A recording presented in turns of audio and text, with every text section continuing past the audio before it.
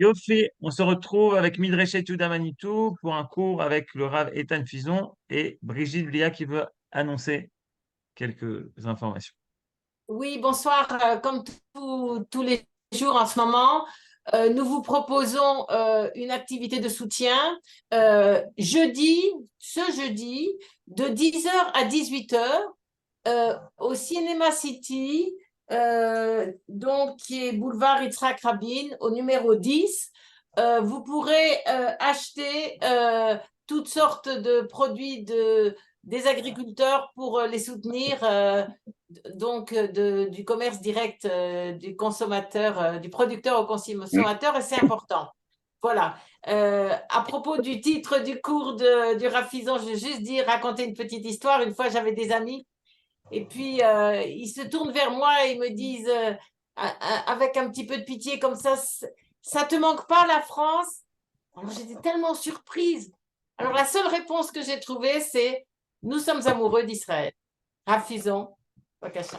Eh bien, quelle introduction! Ouh là là, je ne saurais pas quoi dire. Effectivement, alors, vous avez l'habitude, le mardi, on étudie d'abord les grands personnages des 150 dernières années des rabbins qui ont modelé le retour d'Israël, mais suite à plusieurs demandes, eh bien, on a décidé de faire une petite pause dans la série de ces rabbinim-là. On reviendra à un moment donné, mais pour l'instant, on va faire une petite pause de je ne sais pas combien de cours sur le thème de Israël, je t'aime.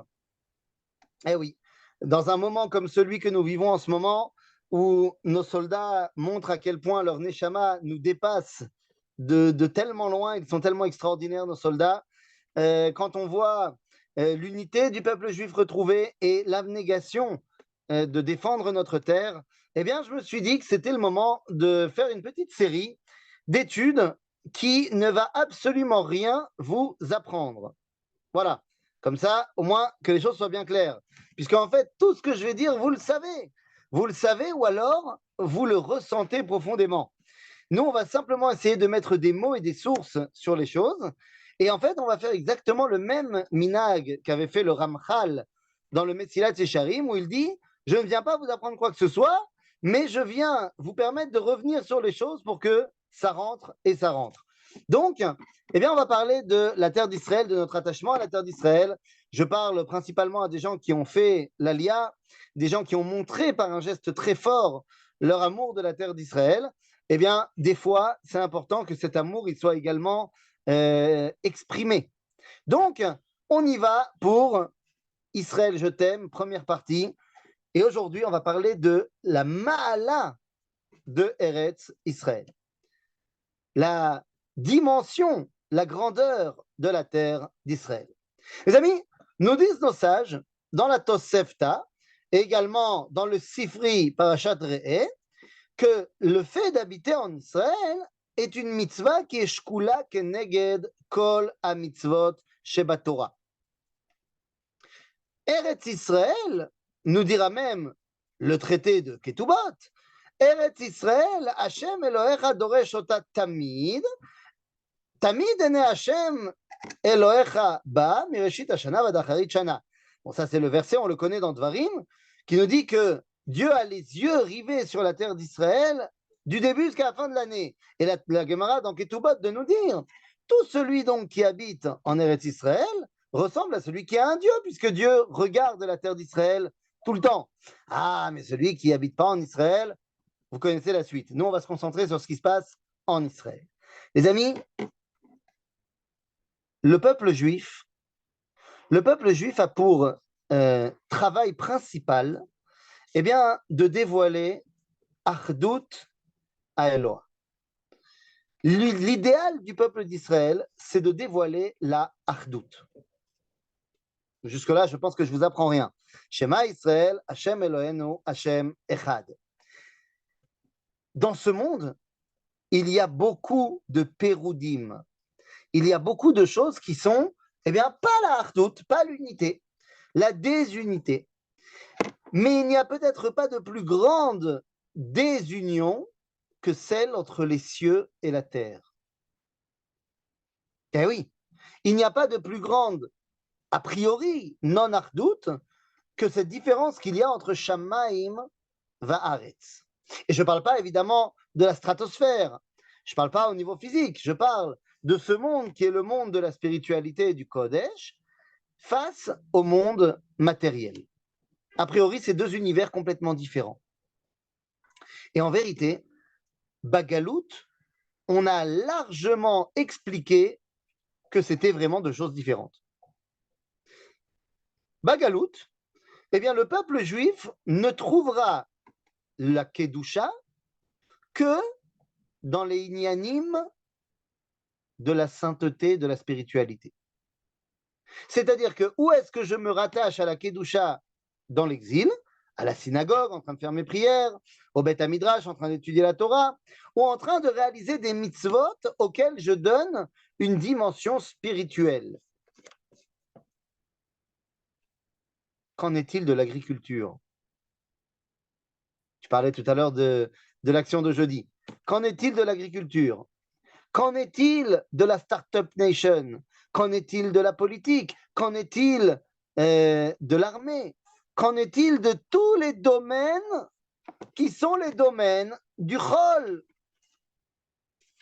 Eh bien, Eretz Israël, le Chol est l'endroit de résidence du Kodesh. À Aretz Azot, I Eretz HaKodesh.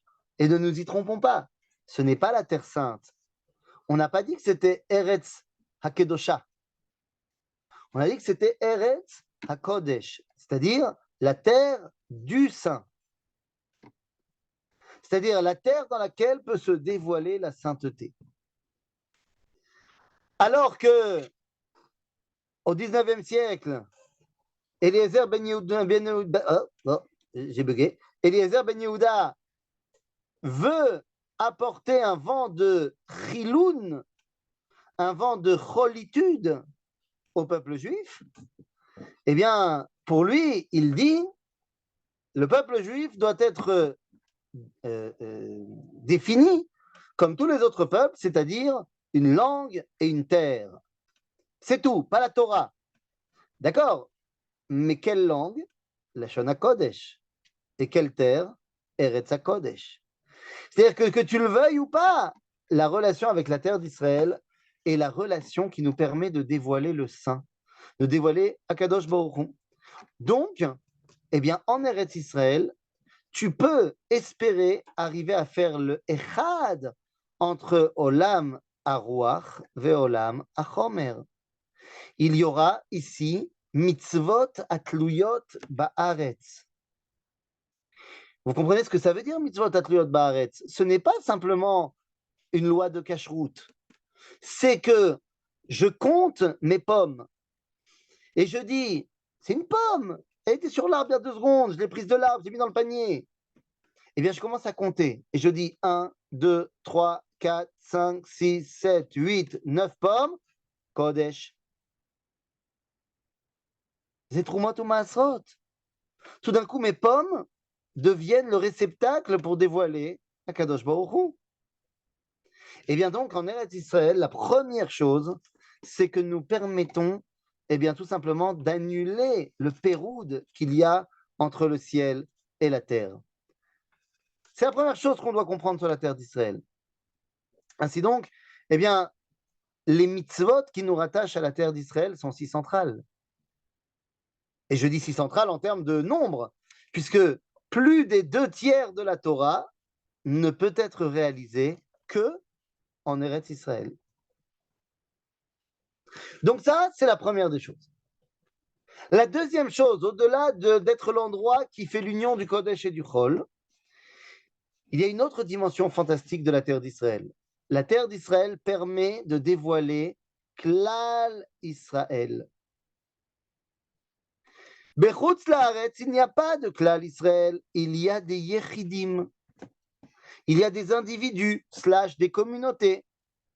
Mais le peuple juif retrouve sa dimension de peuple lorsqu'il est en terre d'Israël. Et c'est ce que nous dit le prophète Shmuel dans le livre de Shmuel, Bet, au chapitre 7, qui nous dit Umi ke'amecha ke'Israël, goy echad. C'est quoi la suite? Ba'aretz. Mi ka'amcha Israël, goy echad ba'aretz. Quand tu n'es pas ba'aretz, tu n'es pas goy echad. Tu es arbe yechidim, communauté. Et donc, eh bien, c'est de cela dont on parle, les amis. Les mitzvot et le klal Israël peuvent se dévoiler uniquement be'eretz Israël. La dimension de la collectivité du peuple juif, eh bien, c'est l'apanage de la terre d'Israël. Alors, qu'est-ce qui se passe, Bagalout?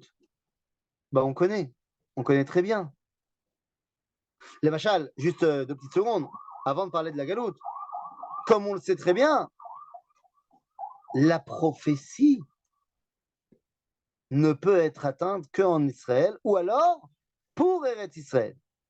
Car il y a aussi une dimension nationale chez les gens qui espèrent au retour d'Israël. Qu'est-ce qui nous a gardés en tant que peuple juif pendant ces 2000 ans d'exil, qui a fait qu'on est resté un peuple uni, malgré nos différences culinaires? Eh bien, c'était l'espoir de revenir en Eretz Israël. Cet espoir nous a maintenus, bien qu'on était au Maroc et en Pologne, pas du tout pareil. Mais c'est cet espoir qui nous a maintenus. L'an prochain, Jérusalem. Rabotai, Eretz Israël, c'est gam mekom à Torah. La Torah ne peut véritablement se dévoiler que en Eretz Israël. Comment ça, la Torah peut se dévoiler qu'en Eretz Israël? Enfin, évidemment. D'abord, on a dit que la névoie, c'était pour Eretz Israël. La Torah, c'est de la névoie. Mais non, c'est pas vrai. Mon cher Rabbeinu, il a donné la Torah dans le désert. C'était pas en Israël. Ah oui, mais vous avez certainement reçu mes vidéos et mes cours sur cette semaine qui parlent des frontières de la terre d'Israël. Et vous avez bien compris que la frontière sud de la terre d'Israël englobe le Sinaï dans lequel la Torah a été donnée. Donc, bien qu'on n'y ait pas encore créé notre État au moment de Moshe, il n'empêche qu'il était déjà, oui, rentré en Eretz Israël. Et pour tous ceux qui diront, mais attends, mais moi j'ai appris à l'école que Moshe, il n'est pas rentré en Eretz Israël, eh bien, il y a une différence entre Eretz Canaan et Eretz Israël. Et en Eretz Israël, évidemment, que Moshe, il est rentré. Et donc, au niveau de la Torah, Rabotai, eh bien, quand on a une question de Torah, où est-ce qu'on va? Nous dit la Torah,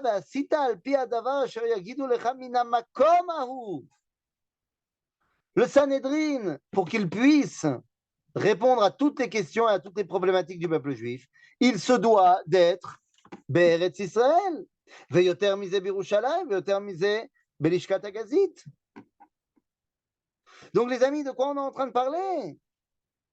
On est en train de parler de l'endroit où peut se révéler la Torah. Mais ça va bien au-delà de cela. Parce que je vous rappelle quand même que, exemple, je donne un exemple, l'essentiel de notre calendrier est basé sur notre calendrier. Oui, évidemment.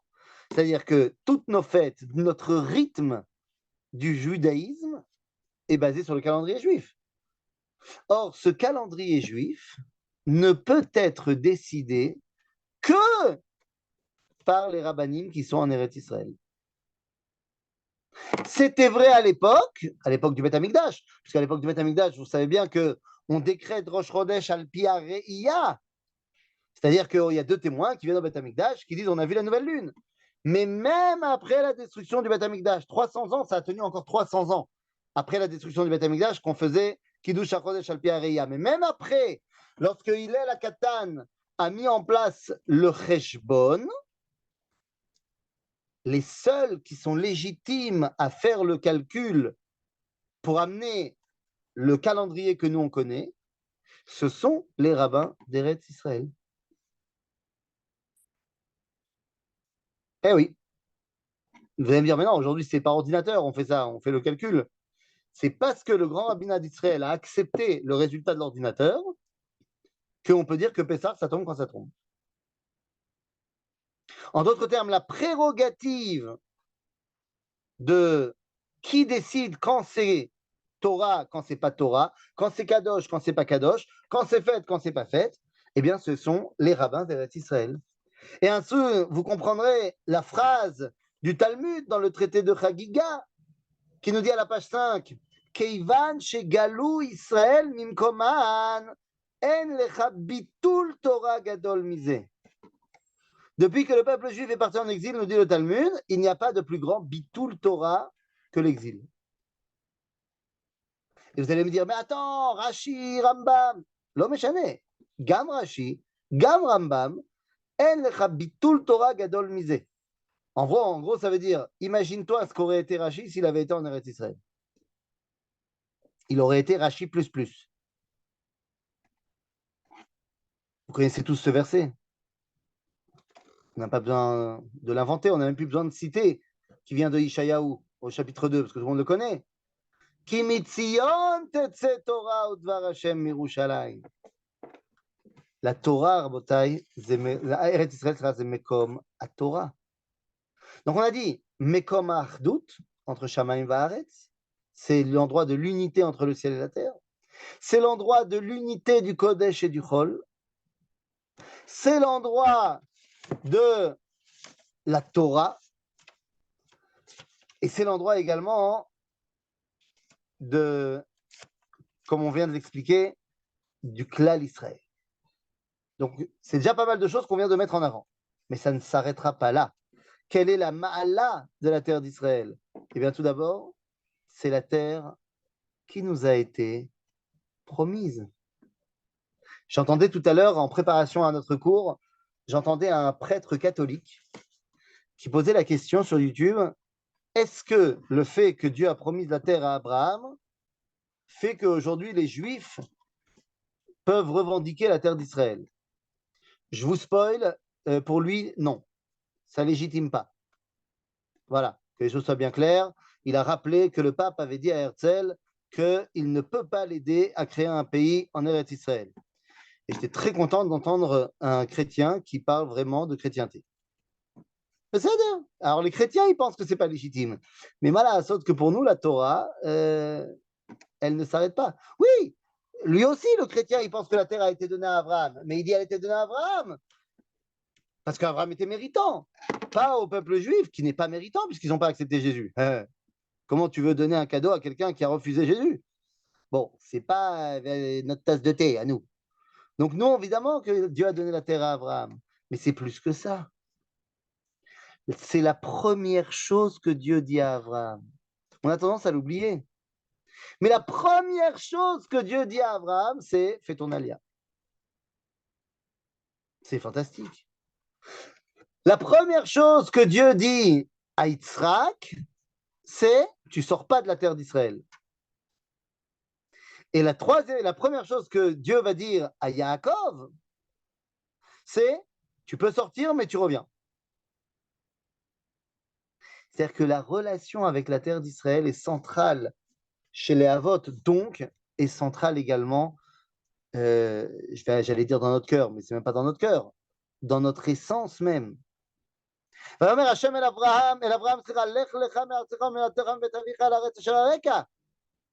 là-bas, sera le Goy Gadol, ça vous connaissez. Et lorsque finalement Dieu se révèle à Yitzhak, il lui dit Vayera elav Hashem vayomer al tered Mitzrayma. Al tered Mitzrayma. Shechon ba'aretz asher omar elecha. Reste là. Gur ba'aretz azot.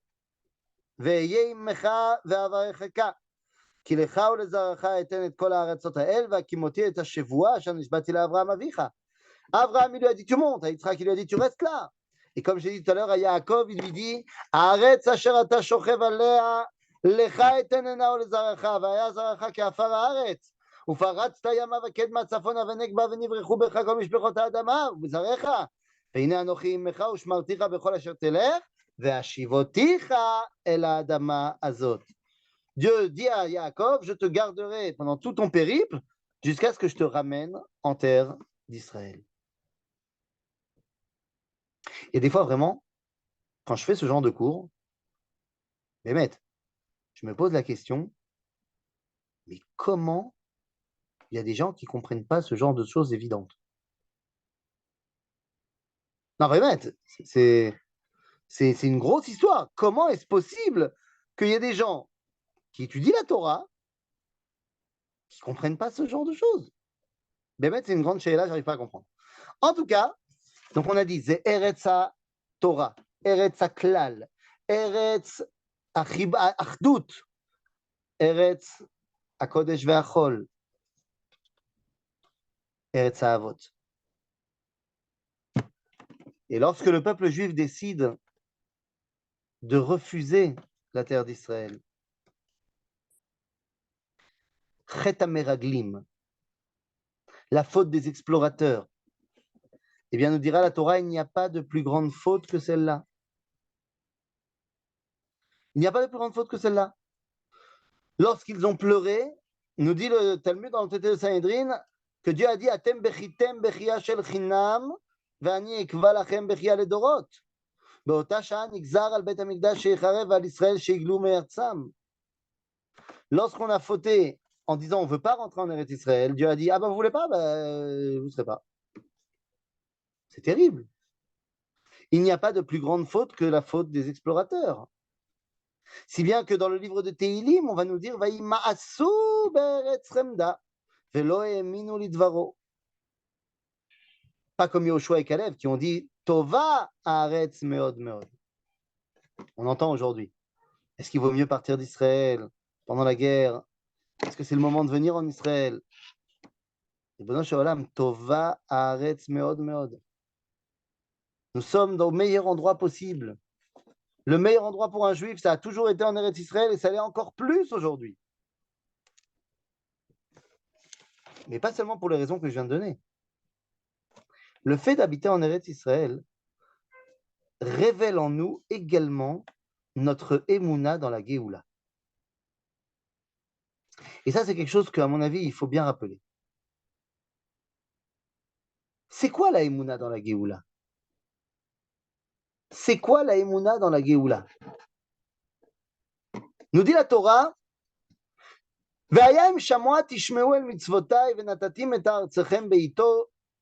je donnerai la pluie en son temps, si vous écoutez ce que je vous dis. Mais de quelle pluie on parle? De quelle pluie on parle?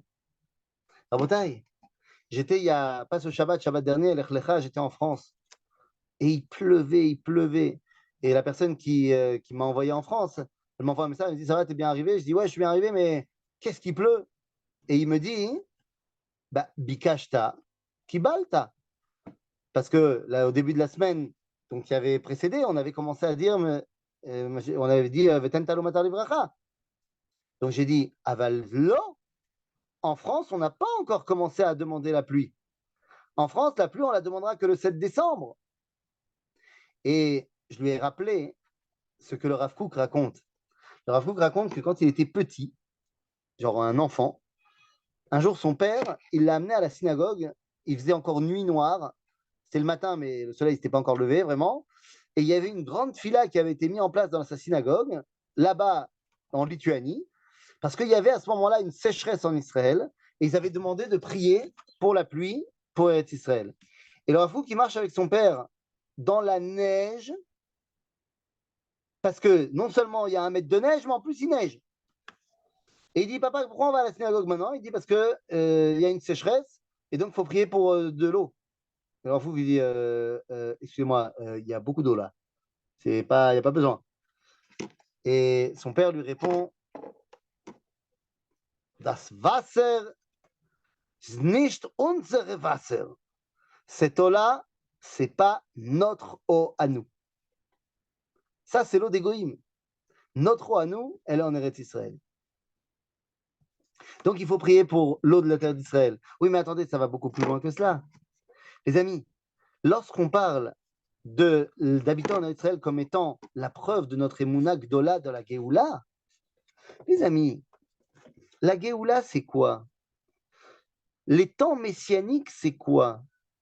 D'après nos textes, d'après le Rambam, d'après la Torah, les temps messianiques, c'est Veshav Hashem, Veshav Kibetzecha Mikol Ha'amim, Kibbutz Galouyot.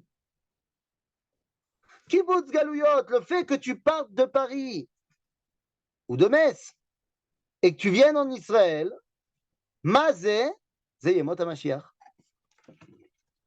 Quelqu'un qui décide de rester aujourd'hui en route la arrête, ça veut dire que quelque part, il a un grand problème avec la Géoula. où il veut pas, où il y croit pas. Je parle évidemment pas de celui qui n'a pas le choix et qui peut pas, hein, bien sûr. La Mahala de la terre d'Israël, c'est de dévoiler la Géoula également. S'il y a bien une mitzvah que le peuple juif a gardée, malgré toutes les persécutions, et qui va continuer à la garder même lorsque l'Union européenne va commencer à l'interdire. Je vous le dis, hein, demain, après-demain. Lorsqu'on va commencer à s'attaquer à la Brit Mila, le peuple juif a toujours gardé la Mila. C'est vraiment une mitzvah très particulière parce que franchement, on pourrait se dire, il y a plein de gens, même aujourd'hui pas du tout religieux, qui font quand même la Brit Mila. Ça fait partie, c'est built-in. Brit Mila, Rabotai, c'est une alliance. C'est une Brit. C'est une Brit entre nous à Kadosh Baruch Hu. C'est-à-dire, mais Dieu nous dit, si vous faites ça, alors je vous donne ça. Donc si on se coupe un petit bout, qu'est-ce qu'il nous donne Dieu en échange? Bah c'est pas shoot. La Brit Mila, les amis, Makatouv. והקימותי את בריתי ביני וביניך ובין זרעך אחריך לדורותם ברית עולם, להיות לך לאלוהים ולזרעך אחריך, ונתתי לך לזרעך אחריך את ארץ מגוריך, את כל ארץ כנען לאחוזת עולם, והייתי להם לאלוהים. ואומר אלוהים אל אברהם, ואתה את בריתי תשמור, אתה וזרעך אחריך לדורותם. זאת בריתי אשר תשמרו ביני וביניכם, ובין זרעך אחריך, ימול לכם כל זכר, ונמלתם את בשר עורלתכם, והיה לעוד ברית ביני וביניכם. La Brit Mila, c'est la Brit à la Haaretz. Tu fais la Brit Mila, tu reçois la terre d'Israël. Donc c'est l'essence même du fait qu'on a continué la Brit Mila dans toutes les générations, c'était pour recevoir la terre d'Israël. Il y a même une halakha chez les Ashkénazes, que lorsqu'on fait une Brit Mila en Chutz Laaretz, on ne fait pas chez Echeyanu. Pourquoi on ne fait pas chez Echeyanu? Parce que le bébé, il pleure. Ah oui, tu fais une opération chirurgicale sans anesthésie, il pleure. Mais on dit il pleure, donc tu peux pas Echeyanu quand le bébé, il pleure. La question se pose, c'est mais oui, d'accord, mais alors pourquoi tu dis Echeyanu quand même quand tu viens en Israël? Et il pleure quand même. Il dit oui, mais en Israël, c'est chavé. Parce que tu fais la Brit Mila pour hériter de la terre d'Israël, donc ça vaut le coup. Mais si tu es à Paris, tu fais juste la Brit Mila et tu n'hérites même pas de la terre d'Israël. Donc les pleurs du bébé, ils prennent le pas. C'est-à-dire que tout l'idéal de Brit Mila, c'est Eretz Israël.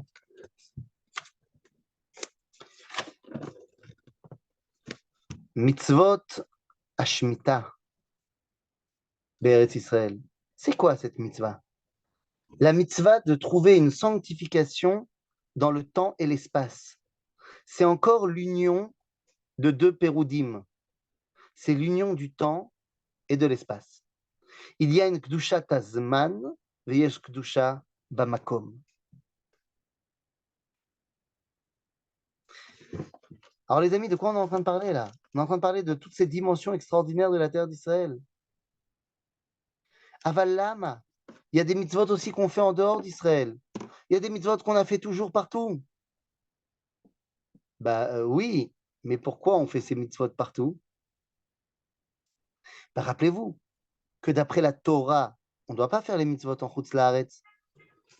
D'après la Torah, les mitzvot ont été donnés pour Eretz Israël.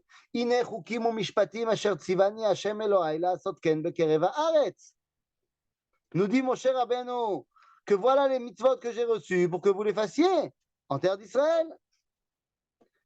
Donc a priori en Chutz Laaretz, on ne fait pas les mitzvot. Et c'est la raison pour laquelle lorsqu'on est parti à l'exil à Babylone, 70 ans plus tard, on revient, on ne sait plus ce que c'est Shabbat, on ne sait plus ce que c'est Sukkot, on est marié avec des goyotes. Mais pourquoi? Parce qu'il n'y a pas besoin de faire. Ça va même aller très loin dans les paroles du Ramban. Le Ramban, il nous dit, comment c'est possible que Yaakov Avinu, il se soit marié avec deux sœurs?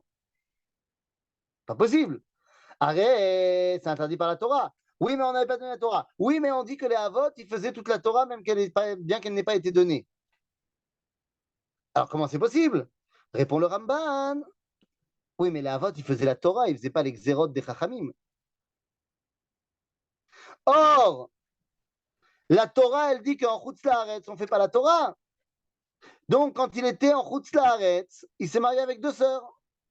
Parce qu'il n'y a pas de Torah. Et quand il est arrivé en Israël, Rachel est morte. Et donc, il n'était plus marié qu'avec une seule sœur. Qu'est-ce qui se passe? Bon. Je sais pas. Tout le monde m'entend bien? Je sais pas, il y a un truc qui s'est passé dans mon téléphone. Ok. Très bien, tout va bien.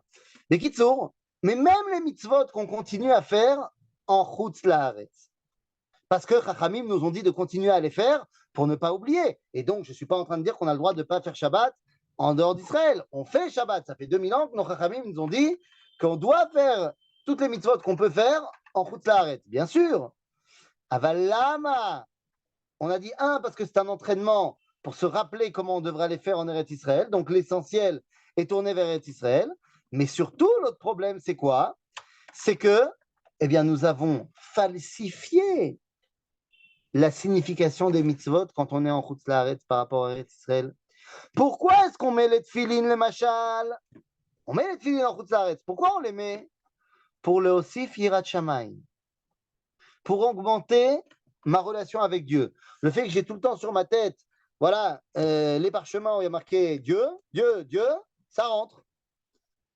Aval nous dit la Gemara dans le traité de Kiddushin. Ase mitzvah zo, shebishvila tikanes laaretz.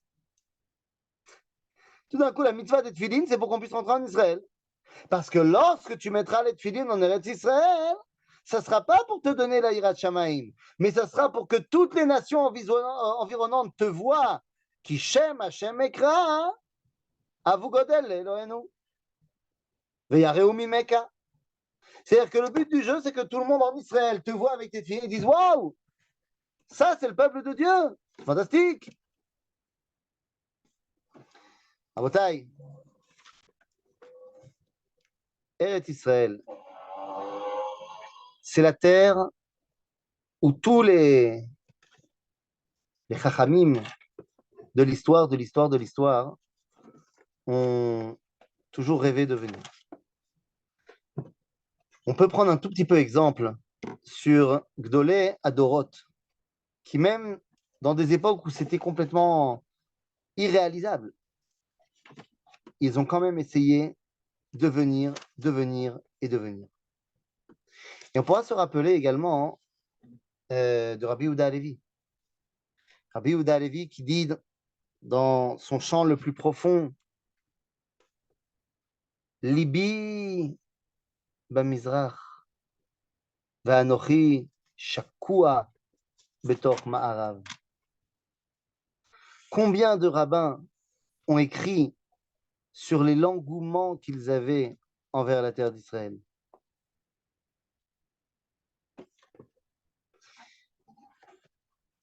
En Eretz Israël se dévoile également quelque chose d'autre. Se dévoile qu'il y a une valeur de Kodesh à ton travail. Ton travail, ton métier. Qui le métier, c'est pour manger. Il faut bien manger. Aval be'eretz Israël, nous dit le Khatam Sofer, ve'asafta deganecha zeomanut. Ve'asafta deganecha, qu'on dit dans la tfila, c'est une mitzvah. Et c'est quoi? C'est la mitzvah d'aller travailler. Ah oui, mais attention, on nous dit Rabbi Shimon Bar Yochai, lorsque Israël ne mérite pas, alors ils doivent travailler. Mais lorsqu'Israël mérite, Melartam na'asta l'ede acherim. Leur travail est fait par d'autres. Et de là, comment dire, les fantasmes de tous ces juifs qui disent oui, quand viendra Mashiach, j'aurai 100 000 goy qui seront mes serviteurs. Bon, peut-être pas 100 000.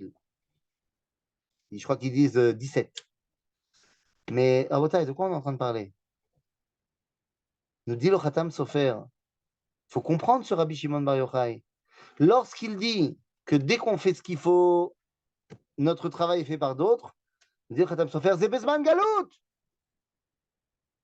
Parce que Bezman Geoula, Be'eretz Israël, il y a une valeur intrinsèque au travail. Parce que tu dévoiles la Kedusha Bechaya Maaseh. Alors les amis, qu'est-ce que je dois vous dire sur la terre d'Israël que je n'ai pas dit? dans le Sefer HaMitzvot du Rambam, on en reparlera quand on parlera de la mitzvah. Et dans le Sefer HaMitzvot du Rambam, lorsqu'on parle de la mitzvah numéro 4, dans les ajouts du Ramban, la Torah est donnée au peuple d'Israël. Les Havot connaissaient les mitzvot, mais ils appliquaient selon la valeur de chacun. Oui, c'est-à-dire que les Havot, ils n'ont pas reçu la Torah. Donc, ils ressentaient que c'était le moment de faire Shabbat, ils faisaient Shabbat. Mais c'était un ressenti profond, ce n'était pas une mitzvah qui leur a été donnée, bien sûr. Kitso, ce que je voulais dire, hein, c'est que dans la mitzvah d'Alet, du Sefer HaMitzvot du Rambam, eh bien, on va nous raconter qu'il y a une mitzvah d'habiter en Eretz Israël, et on va nous raconter l'enseignement du Sifri, qui nous raconte qu'il y a 4 Talmidei Chachamim qui sont partis d'Eretz Israël. Et lorsqu'ils sont arrivés de l'autre côté de la frontière, ils se sont retournés, ils venaient donc de quitter la terre d'Israël, ils se sont retournés, ont vu la terre d'Israël, ont déchiré leurs vêtements et ont commencé à se languir de la terre d'Israël et sont revenus sur leurs pieds. En gros, ils sont revenus en Eretz Israël. Parce que lorsqu'on parle de la relation que je tiens avec la terre de la vie, eh bien, je ne peux qu'être attaché à la vie. Car c'est une dimension qu'on n'a pas encore abordée. La terre d'Israël comme étant la terre de la vie. Eretz Achaïm. Les amis, c'est exactement de cela dont on parle. Eretz Achaïm. Lorsqu'on est en Eretz Israël, on est connecté à la vie. Lorsqu'on habite en Chutz La'aretz, on est connecté à leur vie. C'est Bidiouk à Evdel. Donc, si tu veux pouvoir dévoiler la Torah, le Klal Israël, le Kodesh et le Chol qui s'unissent, la vitalité du peuple juif, la Kedusha, tu dois venir en Eretz Israël. Parce que c'est tout ça qui se passe en Israël. Et puis il se passe aussi une dernière chose. En Eretz Israël, on est Mekayem, Kiddush, Hashem. Quoi? Dit le prophète Yecheskel que lorsque le peuple juif part en exil, eh bien les nations nous disent, et disent devant tout le monde, Am Hashem ele, ume'artso yatzau. Quoi, ça c'est le peuple de Dieu? Et il est sorti de la terre d'Israël? En lecha, nous dit la Gemara, chilul Hashem gadol mise. Puisque le prophète nous dit, gadol shemi bagolim, ve'atem mechalelim oto. Am Israël bechutz la'aretz, rabotai, ze chilul Hashem. Pashut chilul Hashem. Et donc le fait de venir en Eretz Israël, c'est Kiddush Hashem Agadol Vanora. Tout ce qu'on est en train de faire en Eretz Israël, c'est les Kadesh Shem Shamayim. Alors ça ne veut pas dire que chaque individu, parce que des fois il y a des individus qui font des choses qui ne sont pas cachères, mais Klal Israël est en train de le Kadesh Shem Shamayim. Nos soldats sont en train de le Kadesh Shem Shamayim. Sont en train de montrer qu'ici, dans cette terre, on recherche la vie, on ne recherche pas la mort. Sont en train de rechercher de montrer que dans cette terre, on recherche à dévoiler le bien et pas le mal. La terre d'Israël est l'endroit où le peuple juif peut se réaliser. L'endroit où le peuple juif peut s'expliquer. Pensez-vous que ce que vous dites est audible pour des... Oula, j'ai pas vu la suite. Attendez, très grave. Attends, je prends le chat. Voilà. Pour des Oratis Nuts. Je ne sais pas ce que c'est les Oratis Nuts.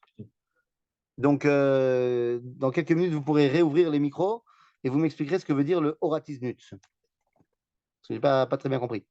C'est-à-dire, en tout cas, à des On peut non-pratiquants. ouvrir le micro. Ah, vous pouvez ouvrir l'écran. C'est ça que ça voulait dire, des oratismus, des non-pratiquants. Je ne sais pas quelle langue c'est. Euh, Est-ce que ce que je dis est audible par des non-pratiquants?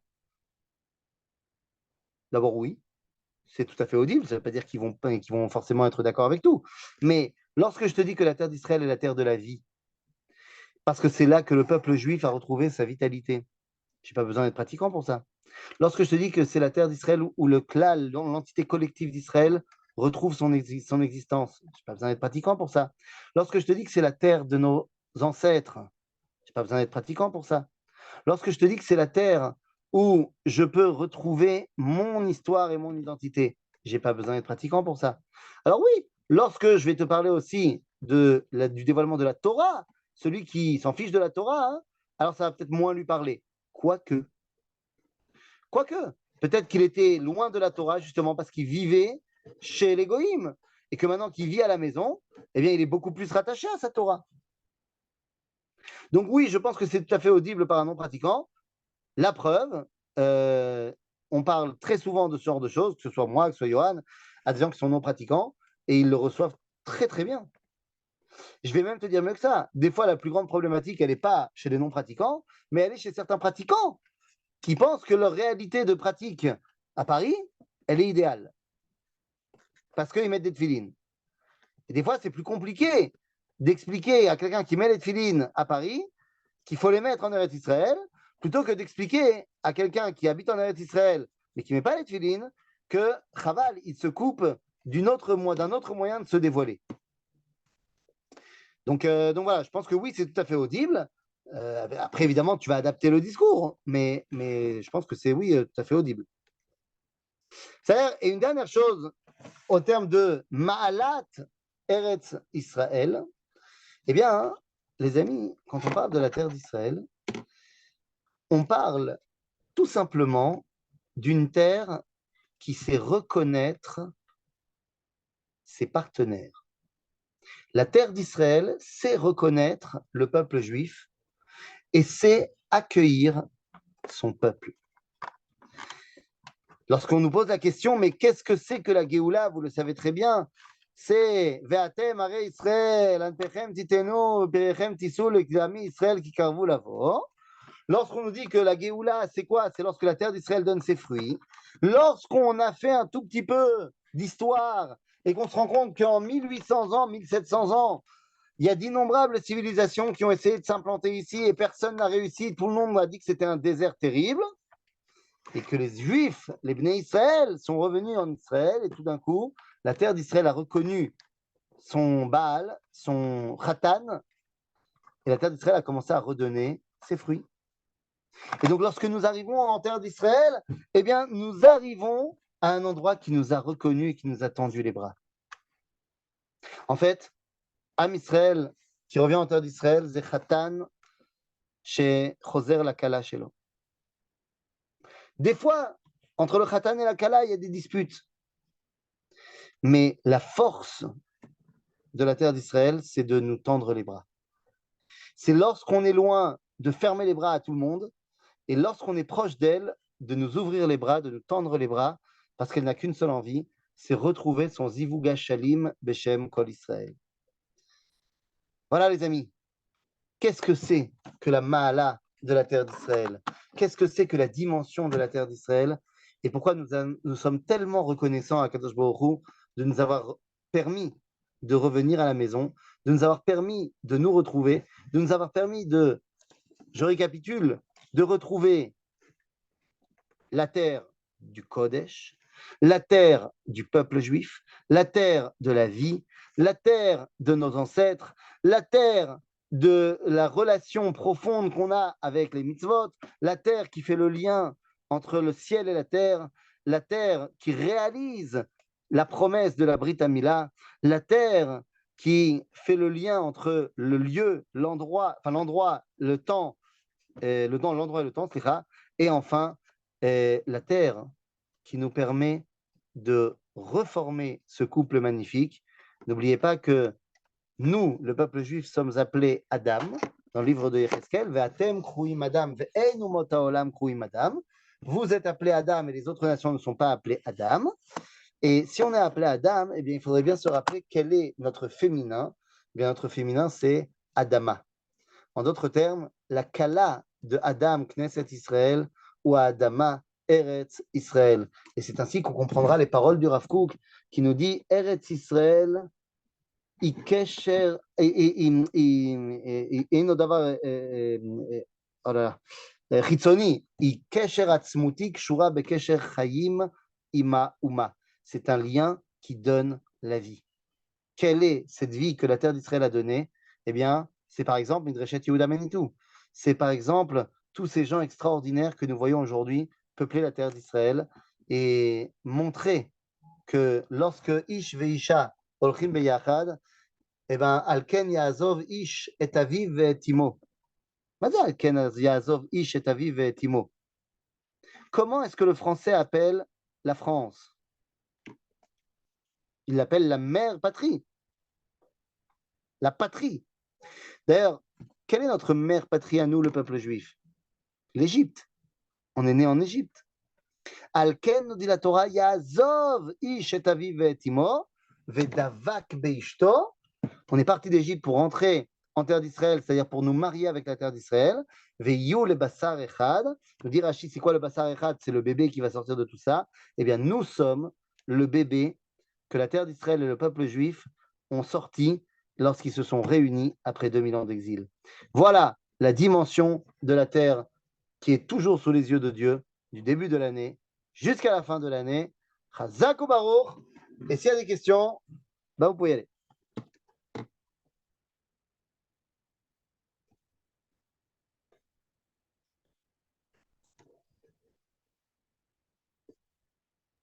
Non?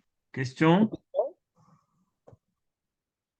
Eh ben, Je crois Bon. que vous avez dit, Oui? oui, vous avez dit que Atem Nikraï Madame et Vagoim Lo. Alors, bon, Manitou il disait que le Atem Goim Lo, Nikraïm Ha Adam. Parce qu'autrement, c'est dangereux à dire. C'est comme si les autres, c'était pas des hommes. Alors, je veux juste rectifier, c'est Kri Adam, même Ha Adam. Ou Afour, je ne sais pas comment, je ne me rappelle plus, mais en tout cas. Vous savez, C'est juste une remarque pour. Parce que si quelqu'un qui n'est pas juif écoute, c'est. Il y a eu en 1927, il y a eu un procès qui a été fait en Pologne qui s'appelait le procès Bailis, où Bailis avait été accusé de faire plein de choses contre les Polonais. Et à son procès, eh bien, on lui a dit, d'ailleurs, la preuve que vous, les Juifs, vous êtes contre nous, c'est que vous dites dans votre Torah, vous êtes appelés Adam et les nations ne sont pas appelées Adam. Comme si nous, on était quoi, des chiens? Et l'avocat de Bailis, qui n'était autre que le Rav Meir Shapira de Lublin, l'inventeur du Daf Yomi, il a dit, vous n'avez pas compris, certes, vous n'êtes pas appelé Adam, mais vous êtes appelé par plein d'autres termes qui sont très, très glorieux, comme Ha-Adam, comme Ish, comme Gever, et ce sont des termes très élogieux, et vous n'êtes pas appelé Adam. Pourquoi? Eh bien parce que ce soit Ish ou Gever, ce sont des termes qui se conjuguent au pluriel, car vous êtes plusieurs nations du monde. Adam, ça ne se conjugue pas au pluriel. Vegoy Echad Ba'aretz, c'est le peuple d'Israël. Chazak ou Baruch. Adam, ça se met au pluriel. Non, ça ne se met pas au pluriel. Et c'est Nikraïm Ha-Adam. Mais Emnikraïm Ha-Adam, mais lui, il a préféré les caresser dans le sens du poil autrement.